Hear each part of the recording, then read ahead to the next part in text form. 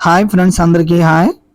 ఈరోజు AP history subject నుండి గత గ్రూప్ 2 మెయిన్స్ పరీక్షలలో అడిగిన ముఖ్యమైన ప్రశ్నలు మరియు సమాధానాలు చూద్దాం.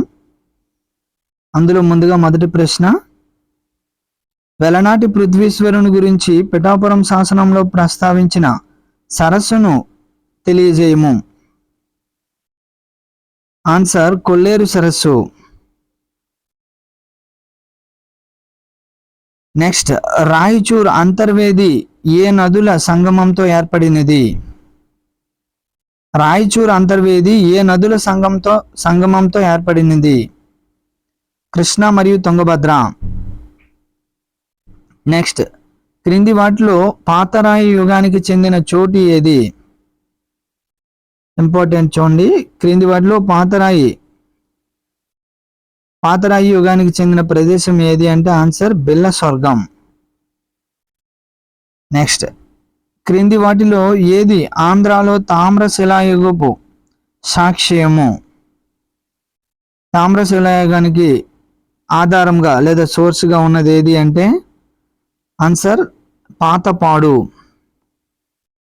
నెక్స్ట్, ఏ సాహిత్యంలో ఆంధ్రులను అందకరత్త అని పేర్కొన్నారు?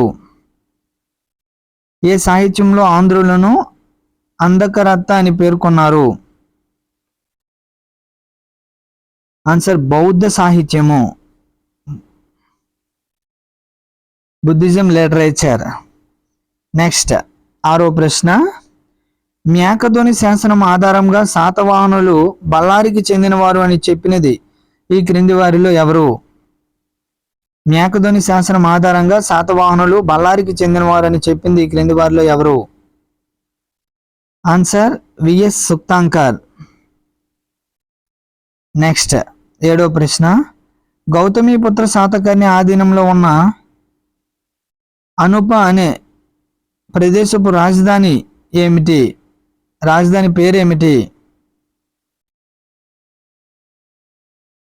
గౌతమిపుత్ర శాతకర్ణి ఆధీనంలో ఉన్న అనుప అనే ప్రదేశపు రాజధాని పేరేమిటి? మాహిష్మతి.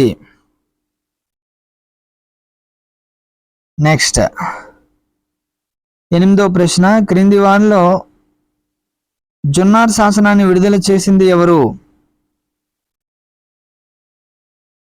జున్నార్ శాసనాన్ని విడుదల చేసింది ఎవరు అంటే ఆయమ. నెక్స్ట్, తొమ్మిదో ప్రశ్న, చండ శాతకర్ణి యొక్క శాసనాన్ని గుర్తించండి. కొడవలి శాసనము. నెక్స్ట్, పదో ప్రశ్న, ఏ ఇక్ష్వాకు చక్రవర్తి శ్రీ పర్వతాధిపతి అని వర్ణించబడ్డారు? ఏ ఇక్ష్వాకు చక్రవర్తి శ్రీ పర్వతాధిపతి అని వర్ణించబడ్డారు? ఆన్సర్ వీరపురుషదత్తుడు.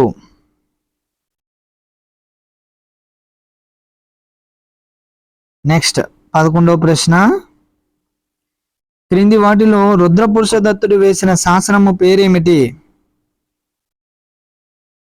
గురజాల శాసనము. నెక్స్ట్, ఏ ప్రాంతంలో శాసనము చక్రవర్తి వివిధ వర్గాలకు మరియు సంస్థలకు ఇచ్చిన బహుళ దానాల గురించి పేర్కొన్నది? ఆన్సర్ అల్లూరు శాసనము. నెక్స్ట్, గోవర్ధనానికి చెందిన ఒక నేత కార్మికుల శ్రేణిలో వృషభదత్తుడు 2000 కర్షాపణాలు జమ చేసినట్లుగా ఏ శాసనము పేర్కొన్నది? గోవర్ధనానికి చెందిన ఒక నేత కార్మికుల శ్రేణిలోని వృషభదత్తుడు 2000 కర్షాపణాలు జమ చేసినట్లుగా ఏ శాసనము పేర్కొన్నది? నాసిక్ శాసనము. నెక్స్ట్, 14వ ప్రశ్న, క్రింది వాటిలో ఏ గ్రంథం వలన స్త్రీల రచనలు కలిగి ఉన్నది? క్రింది వాటిలో ఏ గ్రంథం స్త్రీల రచనను కలిగి ఉన్నది? ఆన్సర్ గాథా సప్తసతి. చూడండి, ఇక్కడ గాథ అనగా కథలు, సప్త అనగా 7, శత అనగా 100. 700 కథలను కంపైలేషన్ చేయడం జరిగినది అని చెప్పి అయితే ఇది ఏ గ్రంథము స్త్రీల గురించి రచనలు కలిగి ఉన్నదంటే గాథా సప్తసతి.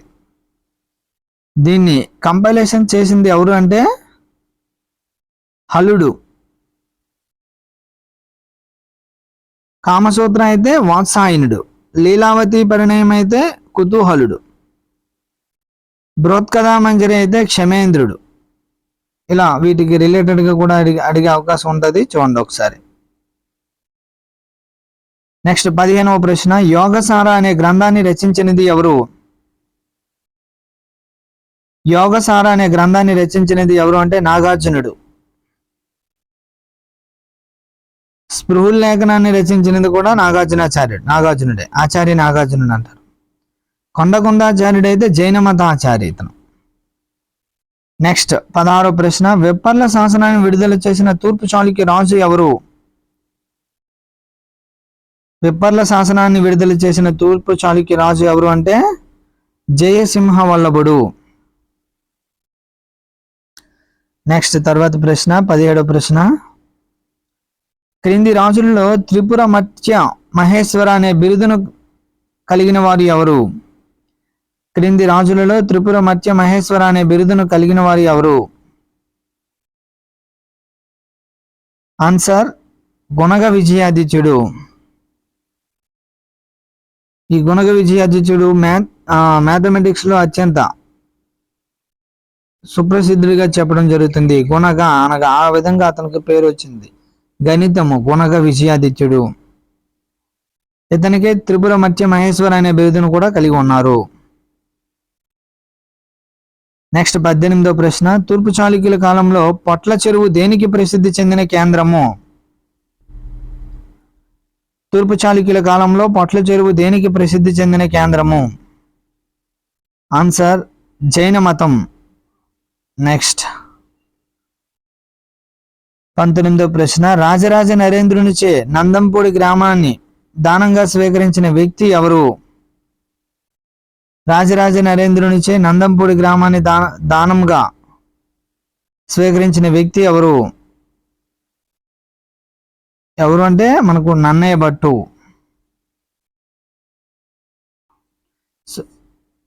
సారీ నారాయణ భట్టు. రాజరాజ నరేంద్రునిచే నందంపూడి గ్రామాన్ని స్వీకరించినది ఎవరు అంటే నారాయణ భట్టు.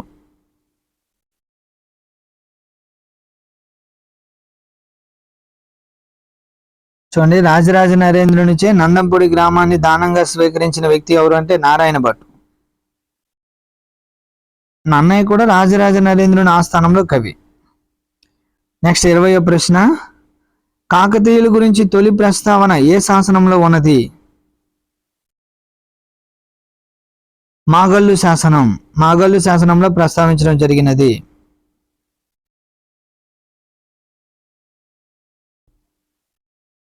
కాకతీయుల గురించి తొలి ప్రస్తావన ఏ శాసనం అంటే మాగల్లు శాసనం. చాలా ఇంపార్టెంట్. నెక్స్ట్ తర్వాతి ప్రశ్న, కాకతీయులు ఏ ఆంధ్ర రాజవంశానికి సామంతులు?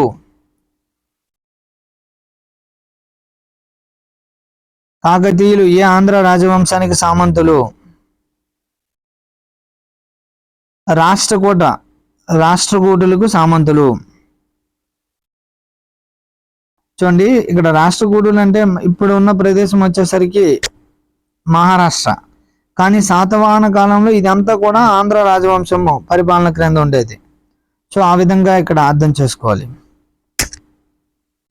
రాష్ట్రకూటుల మూల పురుషుడు ఎవరంటే దంతి దుర్గుడు.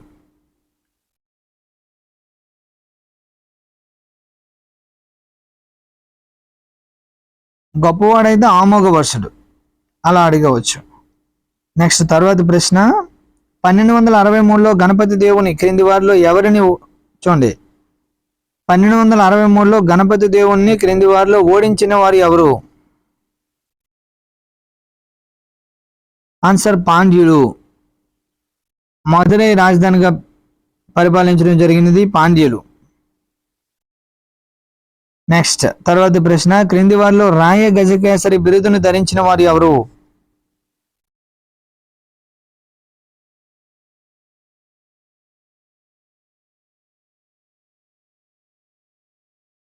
చూడండి, క్రింది వారిలో రాయ గజకేసరి బిరుదును ధరించిన వారు ఎవరు అంటే గణపతి దేవుడు మరియు రుద్రమదేవి ఇద్దరు కూడా ఈ బిరుదును ధరించడం జరిగినది.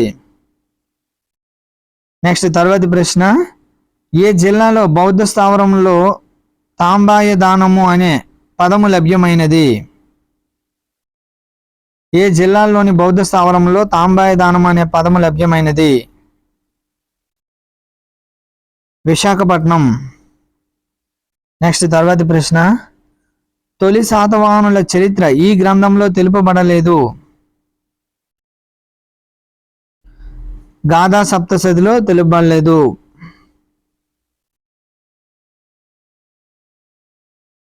చూడండి, గాథా సప్తశతి మనకు హల్లుడు రచించడం జరిగిందని చెప్పాం. 700 కథల గురించి 700 ఆల్రెడీ మనం ఇంతకు ముందే డిస్కస్ చేసాం. 700 కథల గురించి తెలియజేస్తుందని. అదే కథా సరిసాగరం అయితే సోమదేవసూరి. నెక్స్ట్ తర్వాతి ప్రశ్న, క్రింది వారిలో జినేంద్ర కళ్యాణ అభ్యుదయం అనే గ్రంథాన్ని రచించినది ఎవరు? జినేంద్ర కళ్యాణ అభ్యుదయం అనే గ్రంథాన్ని రచించిన వారు ఎవరు? ఆన్సర్ అయ్యప్పాచార్య. నెక్స్ట్ తర్వాతి ప్రశ్న, ఆంధ్ర శబ్ద చింతామణి వీరు రచించారని చెప్పబడుతున్నది. ఆంధ్ర శబ్ద చింతామణి వీరు రచించారని చెప్పబడుతున్నది నన్నయ్య. నెక్స్ట్ తర్వాతి ప్రశ్న 28వ ప్రశ్న, రేకపల్లి ఏ రాజవంశానికి రాజధాని? రేకపల్లి ఏ రాజవంశానికి రాజధాని? ముసునూరు రాజవంశానికి రాజధాని. నెక్స్ట్ తర్వాతి ప్రశ్న, రాయచూరు దుర్గ విబల అనే బిరుదును ధరించిన రెడ్డి రాజు ఎవరు? రాయచూరు దుర్గా విబల అనే బిరుదును ధరించిన రెడ్డి రాజు ఎవరు? ఆన్సర్ ప్రోలయ వేమారెడ్డి. తర్వాతి ప్రశ్న, నరసింహ పురాణం అనే గ్రంథాన్ని రచించిన వారు ఎవరు? ఆన్సర్ ఎర్రన.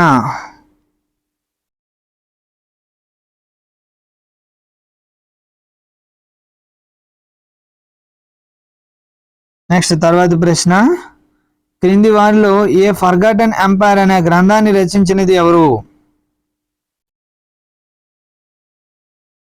ఏ ఫర్గాటన్ ఎంపైర్ అనే గ్రంథాన్ని రచించినది ఎవరు? Robert Sewell. చాలా ఇంపార్టెంట్.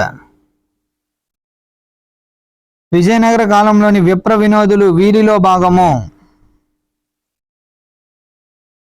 బ్రాహ్మణుల్లో భాగము. తర్వాత ప్రశ్న, విజయనగరంలో సతీ సహగమనం ఆచారం ఉన్నట్లుగా పేర్కొన్నది ఎవరు? Answer Nicola Conti, Abdul Razzaq Barbosa. వీరందరూ కూడా పేర్కొనడం జరిగింది. మనకు అక్కడ ఆప్షన్లో 1, 2, 1, 2, 3 అలా ఇస్తారు. సో ఆన్సర్ వీరు ముగ్గురు కూడా పేర్కొనడం జరిగినది. తర్వాతి ప్రశ్న, వరదాంబిక పరిణయం అనే గ్రంథాన్ని రచించిన వారు ఎవరు? తిరుమలాంబ. తర్వాతి ప్రశ్న, విజయనగర కాలానికి చెందిన ఒక ప్రఖ్యాత పెద్ద రాతి ఎద్దు ఎక్కడ ఉంది? లేపాక్షి. ఆంధ్రప్రదేశ్లో డచ్ తూర్పు ఇండియా వర్తక సంఘం తన మొదటి ఫ్యాక్టరీని ఎక్కడ ఏర్పాటు చేసినది? మచిలీపట్నం.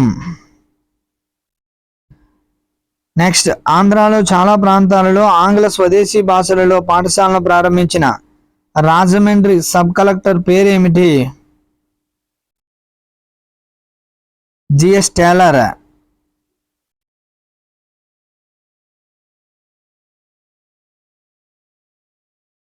నెక్స్ట్, ఆంధ్రాలో అమెరికన్ బాప్టిస్ట్ మిషన్ ఏ సంవత్సరంలో స్థాపించారు? 1866 సంవత్సరం. నెక్స్ట్, క్రింది వారిలో మద్రాస్ నేటివ్ అసోసియేషన్ స్థాపించిన వారు ఎవరు? గాజుల లక్ష్మీ నరసు చెట్టి. నెక్స్ట్, క్రింది వాటిలో వీరేశలింగం ప్రారంభించిన పత్రిక ఏది? సత్య సంవర్ధని. నెక్స్ట్, ఏ సంవత్సరంలో వీరేశలింగం మొట్టమొదటి వితంతు పునర్వివాహాన్ని జరిపాడు? 1881. మొట్టమొదటి వితంతు పునర్వివాహం. ఈ యొక్క విడో రీమ్యారేజ్ యాక్ట్ దేశంలో ఎవరి కృషితో రావడం జరిగినది అంటే ఈశ్వర్ చంద్ర విద్యాసాగర్. చట్టం చేసినది ఎవరు అంటే లార్డ్ డల్హౌసీ. ఆంధ్రాలో ఎవరు అంటే Veeresalingam, Kandukuri Veeresalingam. Thank you friends, thank you to all. మన యొక్క ఛానల్ను మొదటిసారిగా విజిట్ చేసిన వారు ఎవరైనా ఉంటే తప్పనిసరిగా సబ్స్క్రైబ్ చేయండి. మరియు ఈ వీడియో మీకు నచ్చినట్లయితే మీ ఫ్రెండ్స్ అందరికీ షేర్ చేయండి. Thank you to all. Thank you very much.